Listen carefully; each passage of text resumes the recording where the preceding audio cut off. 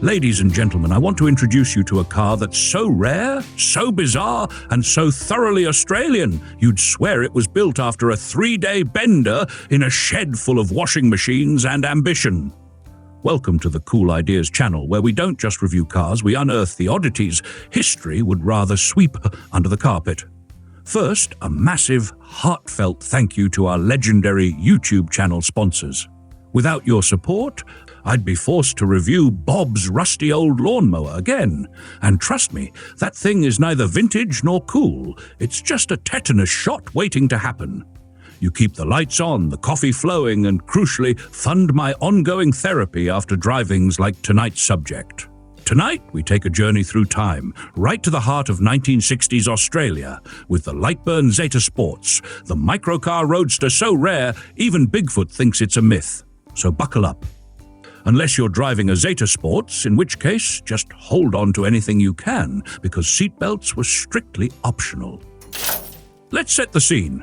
It's post-war Australia.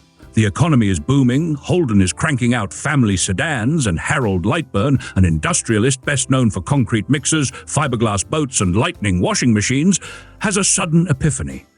Why not build a sports car? I mean, what could possibly go wrong when a washing machine mogul decides to enter the auto industry? It's like asking Timmy to babysit your goldfish. Brave, sure, but you're going to need a mop. By 1963, Lightburn & Co. was employing over 500 people, none of whom had ever built a car before. No matter. Harold, inspired by Australia's surging car market, set out to deliver the nation's cheapest car, the Zeta Runabout. Priced at £595, about $1,200 back then, or somewhere between $11,000 and $15,000 today, it undercut imported microcars and even gave the beloved Fiat 500 a run for its money. If by run you mean slightly faster than walking. But Harold didn't stop at a sedan.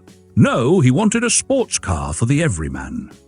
In 1959, he bought the rights to the abandoned Frisky Sprint project from the UK, a car so obscure even British car spotters need Google Maps to find it.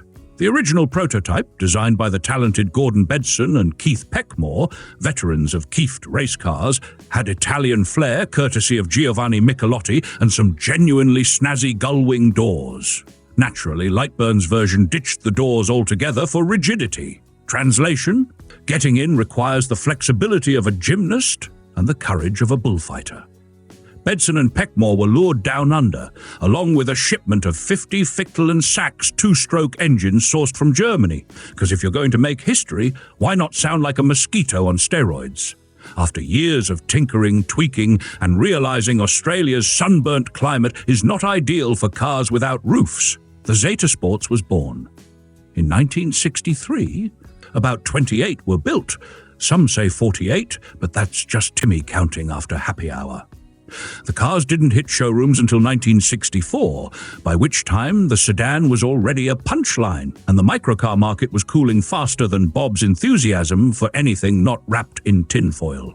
Only around 28 Zeta Sports Roadsters ever made it to customers, making it one of the rarest production cars in Australian history. Today, it's estimated that maybe 6 or so survive, most hidden away by collectors, and one proudly displayed at the National Motor Museum in Birdwood, South Australia.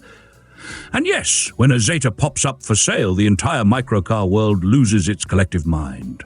Let's talk tech, but don't worry, I'll keep it as entertaining as possible. At its heart, the Lightburn Zeta Sports packs a 494 to 498 cubic centimeters, air-cooled, two-stroke twin-cylinder engine sourced from the ZF Sachs factory in Germany. This powerhouse delivered a jaw-dropping 18 to 21 horsepower, 14 to 15 kilowatts, and around 33 newton-meters of torque, numbers that would impress no one. The engine sits at the rear, just ahead of the axle, powering the rear wheels through a 4-speed sequential manual gearbox inherited from the legendary Messerschmitt Tiger microcar. This means you get a proper reverse gear, a feature so advanced for the Zeta lineup that Lightburn's engineers probably celebrated with a pint. Unlike the Zeta sedan, which made you restart the engine in reverse, the Sports had a real honest-to-goodness reverse. The gear lever works like a motorcycle's, up and down, none of this H-pattern nonsense. And because there's no drive shaft cluttering the floor, you sit surprisingly low and flat, with decent legroom for a car that's barely bigger than a garden shed.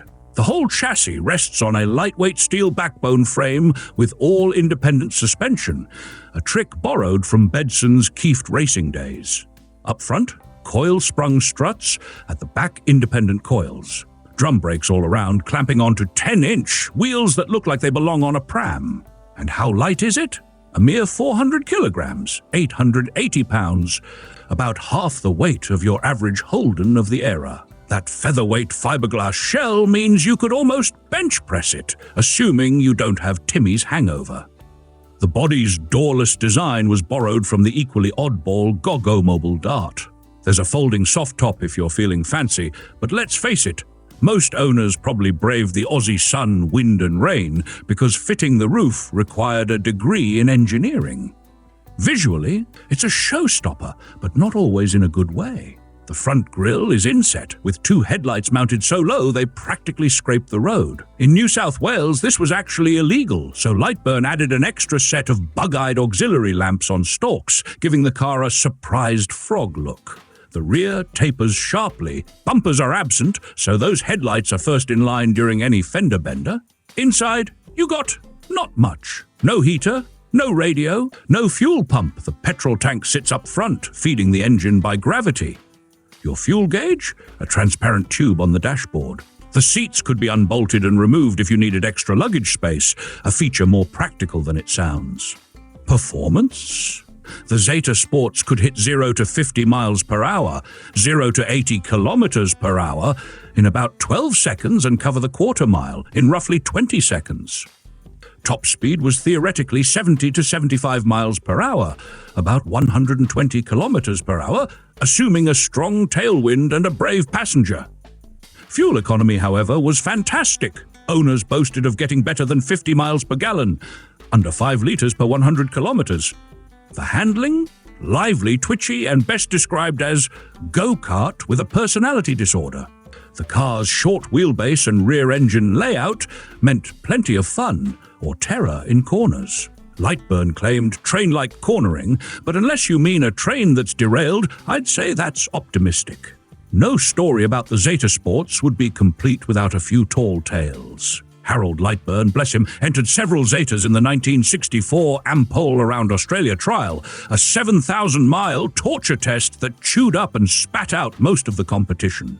Against all odds, one Zeta finished the race, one of only a dozen cars to do so without structural damage. Yes, it finished dead last, but as Lightburn cheerfully pointed out, it finished. That's more than can be said for Timmy's last fishing trip. To this day, the Zeta Sports is known as Australia's ugliest sports car and white goods on wheels. Its odd looks, mixed parentage, and tiny production numbers have made it a cult classic, beloved by those who value individuality over convention. But here's where things get wild. After decades as the butt of collector jokes, the Zeta Sports suddenly became microcar royalty. In 2013, a pristine example sold at the Bruce Weiner Microcar Museum auction for $51,750. Another, a one-off hardtop coupe, fetched $24,150. If you enjoyed this story, smash that subscribe button like Timmy after too many laggers. Support the channel for more oddball adventures, and remember, life's too short to drive boring cars. May your journeys be full of laughter, your engines two-stroke sometimes, and your neighbors just the right amount of eccentric.